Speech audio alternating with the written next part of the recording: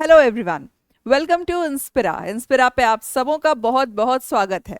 जैसा कि हम जानते हैं, इंस्पिरा पे चल रहा है फ्री रिवीजन सीरीज, जिसमें हम पिछले 10 वर्षों के पूछे गए सारे सवालों को सॉल्व कर रहे हैं। अभी तक हमने 68वीं और 69वीं पूरा कर लिया है और 67वीं के 2 पार्ट्स कंप्लीट कर लिए हैं। आज हम तीसरा पार्ट करेंगे। और फ्री रिवीजन सीरीज में जैसा कि मैंने आपको बताया कि इसको करना क्यों जरूरी है आपके लिए, क्योंकि प्रीवियस ईयर्स क्वेश्चन से क्वेश्चन रिपीट होने के चांसेस तो ज़्यादा होते ही हैं, साथ ही साथ थीम रिकग्निशन भी बहुत ज़रूरी होती है। तो हम थीम्स को भी पकड़ते चलेंगे। जैसे कि हमारा आज के पार्ट का पहला सवाल है कि what type of lens is used in magnifying glass. अब इस सवाल को पढ़ के ही आपको समझ में आ रहा होगा कि ये किस चैप्टर से उठाया गया है। लाइट चैप्टर से। 68वीं 69वीं के क्वेश्चंस को कराते वक्त भी मैंने आपको कहा था कि लाइट एक बहुत ही महत्वपूर्ण चैप्टर बनता है बीपीएससी के एग्जाम के लिए। 68वीं में क्वेश्चन पूछा था, 69वीं में क्वेश्चन पूछा था। किस तरह के सवाल कि उन्होंने आपको वस्तु दिया था और वस्तु के स्थान और आकार, उसके प्रतिबिंब के स्थान और आकार को पूछते हैं वस्तु के स्थान को देके। कि ऑब्जेक्ट और इमेज के रिलेशन को अक्सर 68वीं 69वीं में हमने ये सवाल देखा था। यहां उन्होंने क्या सवाल पूछा? लेंस के रिगार्डिंग कि what type of lens is used in magnifying glass. Magnifying glass में किस प्रकार का लेंस उपयोग किया जाता है। ये डायरेक्ट क्वेश्चन बना, फैक्चुअल क्वेश्चन बना, और कौन सा है इसका आंसर? उत्तल लेंस, कन्वेक्स लेंस। अगला सवाल, द पैरामैग्नेटिक थ्योरी, पैरामैग्नेटिक सिद्धांत किस पर लागू होता है। अब देखिए, मैग्नेटिज्म में हम पढ़ते हैं, एक तो पैरामैग्नेटिक यहां लिखा है, दूसरा डायमैग्नेटिक, डायमैग्नेटिक, और तीसरा ferromagnetic.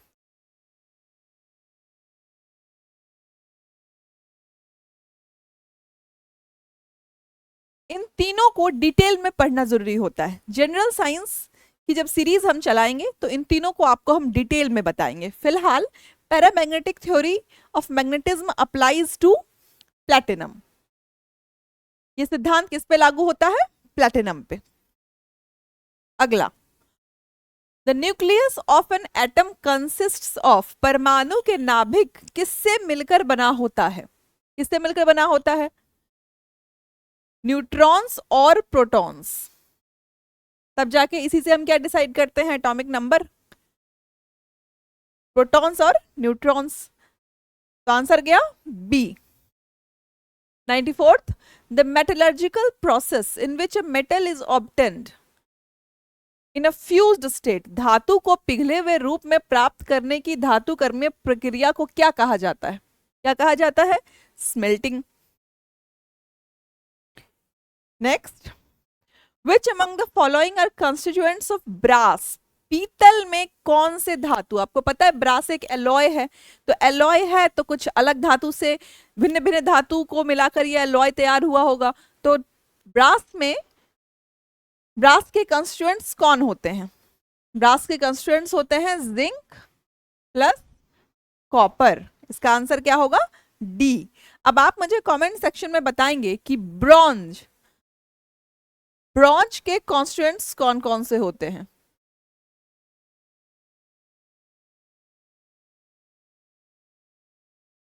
Next, which among the following is known as quick lime. Quick lime के नाम से कौन सा ऑप्शन इसमें है जो क्विक लाइम के नाम से जाना जाता है? कौन सा होता है? Calcium oxide. अगला सवाल, जब लोहा जंग खाता है तो उसका वजन कैसा होता है? लोहा जब जंग खाता है तो उसका वजन कैसा होता है? What happens to the weight of iron when it rusts. कि आयरन पे हो रही है अब रस्टिंग, तो रस्टिंग हो रही है तो इसके साथ क्या जाएगा? ऑक्सीजन। तो ऑक्सीजन आयरन से मिलके क्या अपना वेट इंक्रीज नहीं करेगा? बिल्कुल करेगा। तो आयरन का पहले वेट क्या होगा? इंक्रीज। और जब कोरोसन होगा, जब वो अपने रस्टेड लेयर्स को रिलीज करेगा तो क्या होगा? वेट डिक्रीज होगा। तो पहले जब आयन की रस्टिंग होती है, जब लोहे में जंग लगता है, तो पहले उसका वजन बढ़ता है और फिर घटता है। Next, which among the following is also known as white metal? निम्नलिखित में से किसे सफेद धातु के नाम से जाना जाता है? किसे जाना जाता है? बहुत कॉमन है, प्लैटिनम। कॉमन सवाल है, ये है तो महंगा ही प्लैटिनम, लेकिन कॉमन क्वेश्चन है जो पूछा जाता है अक्सर कि व्हाइट मेटल किसे कहते। अगला, with respect to noble metals. अब नोबल मेटल्स के बारे में आपसे पूछ रहा है कि नोबल धातुएं प्रकृति में शुद्ध रूप से पाई जाती हैं, क्या ये सही है? होते कौन से हैं नोबल मेटल्स, बताइए? गोल्ड, सिल्वर, ये सब क्या होते हैं? Noble metals. ये प्रकृति में शुद्ध रूप से पाए जाते हैं। यूरेनियम और लेड क्या उसका उदाहरण है? बिल्कुल नहीं है, तो ये हो गया गलत। तो आपका जवाब क्या होगा? ऑप्शन डी, केवल एक। अगला, निम्नलिखित कथनों पर विचार करें कि शुद्ध जल में नमक मिलाने से उसका क्वथनांक बढ़ता है और हिमांक घटता है। Addition of salt to pure water increases the boiling point and decreases the freezing point. क्या ये सही है? 100% सही है। अब कैसे सही है कि आप देखिए कि वाटर एक प्योर सॉल्वेंट है, अब उस वाटर में हमने मिला दिया नमक, तो अब वो क्या हो गया? इम्प्योर। इम्प्योरिटी क्या करता है? बॉइलिंग पॉइंट को इंक्रीज करेगा। जितनी टेम्परेचर पानी को गर्म होने के लिए चाहिए था उसके प्योर फॉर्म में, अब उससे ज्यादा टेम्परेचर उसको चाहिए बॉयल होने के लिए। क्यों?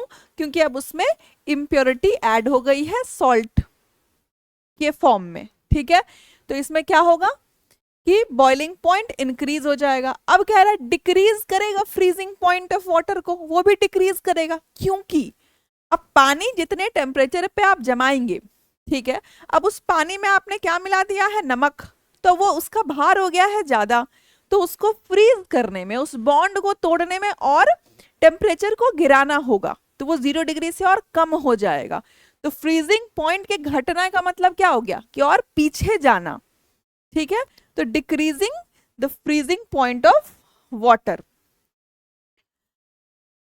दूसरा क्या है? When methyl alcohol is added to water boiling point of water decreases. जल में मिथाइल अल्कोहल मिलाने से क्या होता है? बॉइलिंग पॉइंट डिक्रीज होता है। ये कैसे होगा? अब अभी मैंने बताया कि अगर पानी में नमक मिलाएंगे तो बॉइलिंग पॉइंट क्या हो जाएगा? इंक्रीज हो जाएगा। क्यों? क्योंकि पानी में अशुद्धि मिल गई है, तो अशुद्धि मिल जाने से क्या होगा? टेम्परेचर ज्यादा देना पड़ेगा।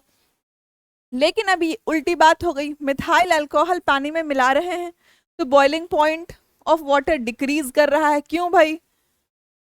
क्योंकि मिथाइल अल्कोहल क्या है? एक वोलेटाइल लिक्विड है जो पानी में सरलता से घुल जाएगा।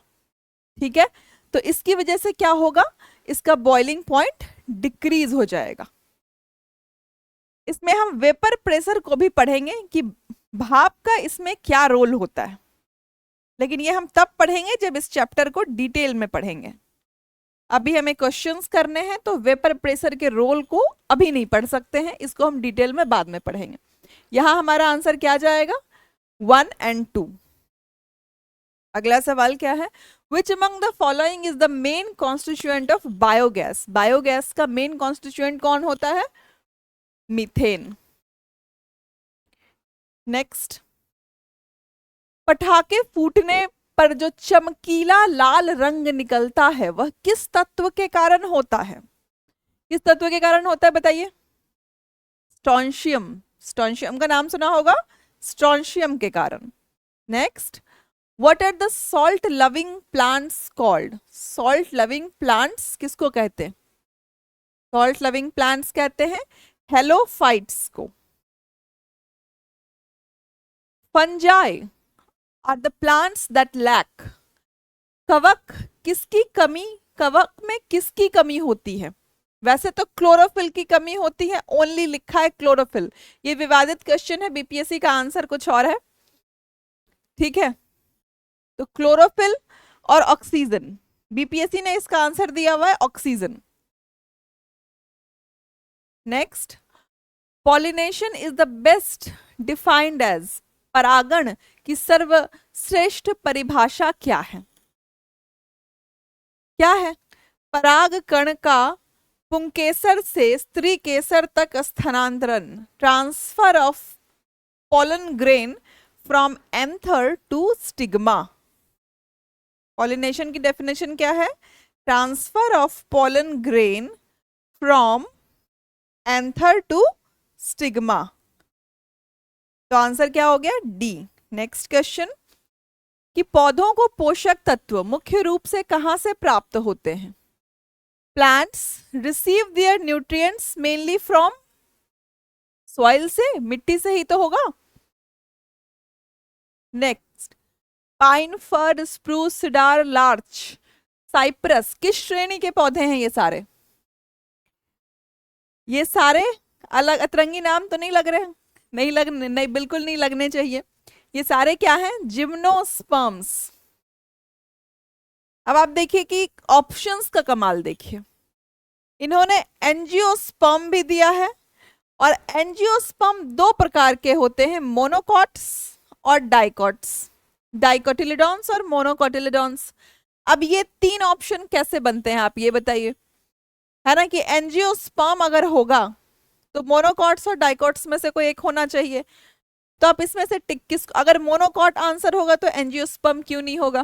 तो अगर एंजियोस्पर्म और जिम्नोस्पर्म्स को आपने पढ़ा होगा तो इस क्वेश्चन को कि इन तीनों ऑप्शन को एलिमिनेट करने में कोई टाइम ही नहीं लगेगा, और आप सीधे आंसर क्या करेंगे? जिम्नोस्पर्म. अगला, from the following pairs find the one which is correctly matched. निम्नलिखित युग्मों में से कौन सा सही सुमिलित है? अब देखते हैं सही सुमिलित है कि नहीं. ट्यूबरक्यूलोसिस, ये एटीएस क्या होता है? Anti tetanus syrup. Anti tetanus,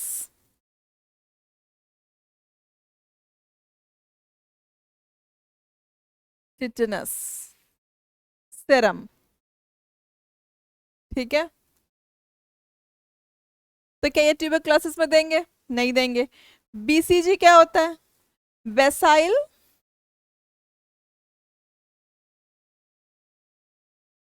Calmette urine. ठीक है, मतलब ये आपस में एक्सचेंज किया हुआ है, बीसीजी ट्यूबरक्लोसिस के लिए और एटीएस टिटनस के लिए. मलेरिया के लिए क्लोरोक्यूनिन और स्कर्वी के लिए थायामीन. एक बात बताइए कि स्कर्वी किसकी डेफिशिएंसी से होता है? Vitamin C. तो क्या विटामिन सी को थायमिन बोलते हैं? नहीं. किसको बोलते हैं थायमिन? Vitamin B1. ठीक है, तो आंसर क्या हो गया? Malaria chloroquine. The animal without red blood cells, किसमें रेड ब्लड सेल्स नहीं होते हैं? नाम पढ़ के देखिए खुद. अर्थवॉर्म, स्नेक, पिकॉक, फ्रॉग, केंचुआ सांप, केंचुआ सांप, मोर, मेढक. तो अर्थवर्म इज द आंसर. अगला, the ultimate substance to which the carbohydrates are degraded. Carbohydrate के अपघटन का अंतिम उत्पाद क्या होता है? क्या होगा? कार्बोहाइड्रेट्स टूट के क्या बनेंगे? सिंपलर फॉर्म में. कॉम्प्लेक्स से सिंपल, तो सिंपलर फॉर्म क्या होता है कार्बोहाइड्रेट्स का? Glucose. B is the answer. अधिकांश एंजाइम किस प्रकार के यौगिक होते हैं? एंजाइम्स क्या होते हैं? एंजाइम्स के बारे में पढ़ा होगा तो आपने सीधा पढ़ा होगा कि एंजाइम्स क्या होते हैं? फॉर्म ऑफ प्रोटीन होते हैं, proteins. Next, who was the first scientist या डॉक्टर हु अटेम्प्टेड वैक्सीनेशन. टीकाकरण किस वैज्ञानिक या डॉक्टर ने किया था सबसे पहले? किसने किया था? Edward Jenner.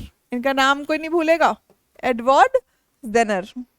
Next, washing machine का प्रिंसिपल क्या है? वॉशिंग मशीन का प्रिंसिपल क्या है? कितना सिंपल क्वेश्चन है. कभी आप चलते हुए भी देखो किसी भी तरह के फ्रंट लोड, टॉप लोड, जो सिंपल मशीन्स आती हैं, कैसे चलती है वॉशिंग मशीन? गोल गोल गोल गोल घूमती है. तो गोल घूमने वाला फोर्स कौन सा होता है? सेंट्रीफ्यूगेशन. नेक्स्ट, प्रकाश की गति सबसे कम किस माध्यम में होती है? सबसे ठोस में ही होगी ना, तो कौन सा होगा? Glass. Next, which of the following is not a vector quantity? Scalar और वेक्टर बीपीएससी बहुत पूछती है, 68वीं में भी बताया था आपको, 69वीं में भी बताया था। वहां पूछा हुआ था करंट डेंसिटी के बारे में। तब मैंने आपको बताया था कि current density,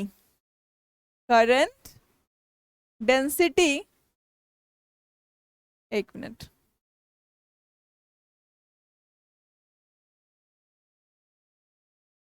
current density is a vector quantity.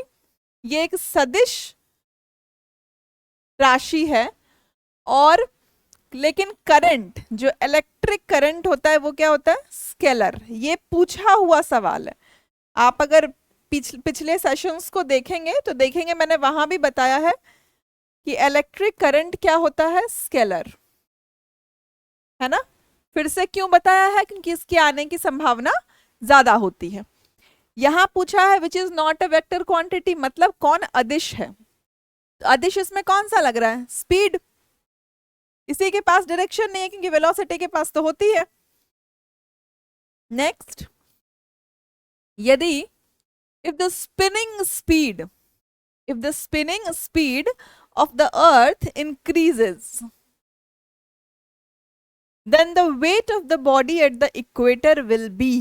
अब आप देखिए सवाल, पहले एक बार इसको हिंदी में भी पढ़ें। यदि पृथ्वी की घूर्णन गति बढ़ा दी जाए तो भूमध्य रेखा पर वस्तु का वजन कैसा होगा?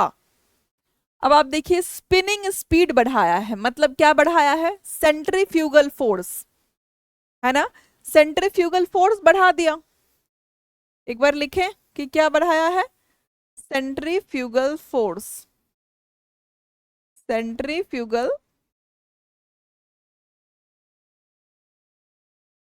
ठीक है।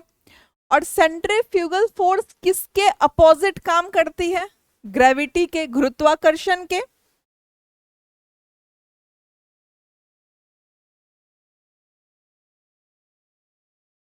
ठीक है, तो अगर सेंट्रीफ्यूगल फोर्स बढ़ाया है तो ग्रेविटी वहां कम काम करेगी।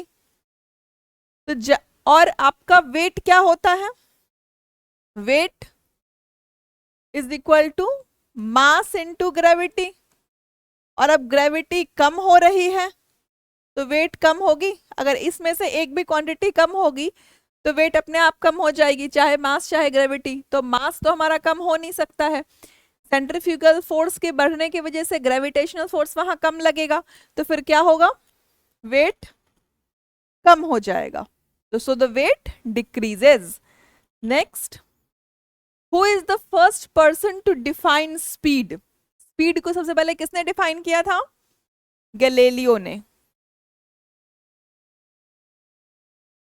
What is the law in which under the same conditions of temperature and pressure, under the same conditions of temperature and pressure, equal volumes of all gases contain equal number of molecules? ये कौन सा concept था? Avogadro. Avogadro का law क्या कहता है कि ताप और दाब जब समान स्थिति में हो तो गैसों की समान आयतन में अणुओं की संख्या समान होती है। Avogadro law. Next, theory of relativity किसने दी थी? Is equal to M C square किसने दिया था? Albert Einstein. नेक्स्ट, चालक में तापमान में भिन्नता के कारण, due to temperature variation along a conductor, potential variation occurs along it. This phenomenon is known as, चालक में तापमान में भिन्नता के कारण उसमें विभव में परिवर्तन होता है। इस प्रभाव को क्या कहते हैं? इस प्रभाव को कहते हैं थॉमसन इफेक्ट।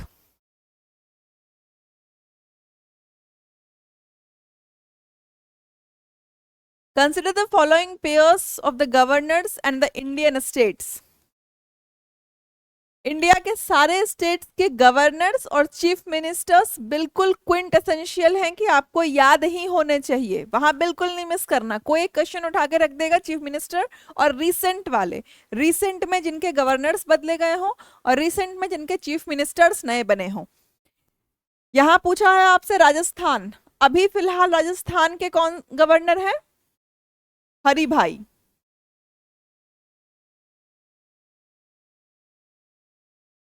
उत्तर प्रदेश की अभी भी आनंदीबेन पटेल ही हैं।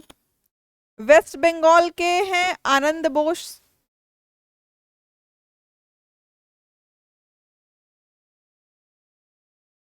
गुजरात के कौन है?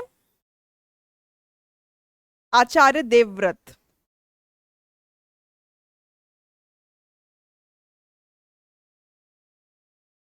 देवव्रत, ठीक है, आपको भी ये सारे याद होने चाहिए। अगला, recently who has been assigned the charge of the Ministry of Minority Affairs? अभी कौन है? किरण रिजिजू। किरण, ये पहले थे स्पोर्ट्स मिनिस्टर, अभी क्या है? इनको माइनॉरिटी अफेयर्स मिला हुआ है। Next, who has received the international Booker prize? ये क्वेश्चन हमेशा बनता है, इसलिए आपको याद रहना चाहिए। पिछले सेशन में भी मैंने बोला है कि इंटरनेशनल बुकर प्राइज तो किसी भी कीमत पे छूटना ही नहीं चाहिए। किसको मिला ये? बानू मुस्ताक को। बुक का नाम आप कमेंट सेक्शन में बताएंगे, मैंने पिछले सेशन में बताया हुआ है, Banu Mushtaq. Next, who has been awarded with Dadasaheb Phalke Indian? ये पुराना 2022 का है, बिहार से मिला था इसलिए पूछ लिया था, दीप श्रेष्ठ नाम था। Next, according to the economic survey of Bihar 2021-2 what is the level of urbanization? अब देखिए कि शहरीकरण का क्या स्तर रहा था इकोनॉमिक सर्वे 21-22 के हिसाब से बिहार में, क्या स्तर रहा था? 15.3% हमारे यहाँ शहरीकरण है बिहार में मात्र। देश में कितना है? नेशनल इंडिया में, हमारे पूरे देश में अर्बनाइजेशन का क्या परसेंटेज है आप कमेंट सेक्शन में लिखेंगे। 20% है, 25% है, 28% है, 30 है, 31 है, कितना है? Match list 1 with list 2। अब देखिए क्या पूछ दिया आपसे बिहार के बारे में, specific knowledge, governor of Bihar, chief justice, chief minister. अब चीफ मिनिस्टर तो भाई रट गया होगा, कितने साल रह गए जब वो बने होंगे? अभी वो बच्चा पहुंच गया होगा कॉलेज में, जो फर्स्ट क्लास में होगा, उससे भी ज्यादा शायद। नीतीश कुमार चीफ मिनिस्टर रहे हैं। अभी गवर्नर ऑफ बिहार कौन है? सच अ लर्नेड मैन, कौन है? Arif Mohammad Khan. Arif Mohammad Khan.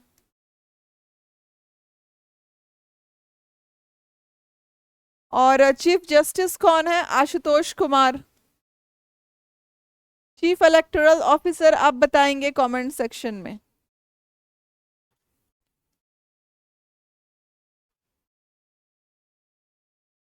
Next, recently China has claimed rights over territories around the Sakteng Wildlife Sanctuary, claiming it as a disputed region. Sakteng कहाँ है ये? आप बताइए, गूगल में सर्च कीजिए कि साक्तेंग वाइल्ड लाइफ सेंचुरी कौन कहाँ है। Next, with reference to the UN peacekeeping operations, consider the following. UN peacekeepers can use force only for their self defense. संयुक्त राष्ट्र शांति सैनिक केवल आत्मरक्षा के लिए बल का प्रयोग कर सकते हैं। सेल्फ डिफेंस, ये आपको सुन के अटपटा लग रहा है कि यूएन पीस कीपर्स हैं तो क्या वो सिर्फ सेल्फ डिफेंस करेंगे? तो ये पहला गलत। Peace keeping operations can only, और वैसे भी देखिए स्टेटमेंट में कंप्लीट स्टेटमेंट जो होता है कि इसमें ओनली, सिर्फ, ओनली लगने से स्टेटमेंट के गलत होने के चांसेस बहुत बढ़ जाते हैं, है ना? तो only, peacekeeping operations can only be withdrawn by a resolution by UN Security Council, है ना? ये भी गलत। USA is the largest budget contributor to the UN peacekeeping operations. ये अकेला सही स्टेटमेंट है, तो इसका आंसर क्या जाएगा? बी। ये किसी भी क्वेश्चन में आप ध्यान देंगे कि अगर आपको नहीं पता है, परफेक्ट नॉलेज कंफर्म नहीं है आप उसके बारे में, और फिर भी आपको एक ऑप्शन आता है, किसी दो ऑप्शन में आपको रिस्क लेना है, और किसी स्टेटमेंट में ओनली दिख रहा है, तो ओनली वाले स्टेटमेंट के गलत होने के चांसेस अभी भी पीसीएस एग्जामिनेशंस में हाई होते हैं। Next, which country has recently signed a free trade agreement with the United Arab Emirates? ये उस टाइम का करंट था, ऑस्ट्रेलिया से साइन हुआ था, लेकिन फ्री ट्रेड एग्रीमेंट्स जब आप इंटरनेशनल करंट अफेयर्स पढ़ेंगे तो उसमें एफटीए, जिसके साथ भी फ्री ट्रेड एग्रीमेंट साइन हुआ होगा, उसको याद कर लेंगे। ऐसे क्वेश्चन हर साल ही बनते हैं। अगर नेशनल इंटरनेशनल करंट अफेयर्स के क्वेश्चन को आप देखेंगे तो फ्री ट्रेड एग्रीमेंट वाले क्वेश्चन हर साल बनते हैं, एक या दो क्वेश्चन डलते ही हैं। तो ये 67वीं का पार्ट थर्ड भी हमने कंप्लीट कर लिया है। तो 67वीं पूरा हो चुका है, 68वीं पूरा हो चुका है, और 69वीं भी हमने कवर कर लिया है। तो ये 3 साल के प्रीवियस ईयर्स क्वेश्चंस को आप जरूर रिवाइज करें। हम नेक्स्ट सेशन में अगले साल के क्वेश्चन को लेके आएंगे। तब तक आप पढ़ते रहिए और स्वस्थ भी रहिए, एग्जामिनेशन की मजबूती से तैयारी कीजिए। Thank you so much.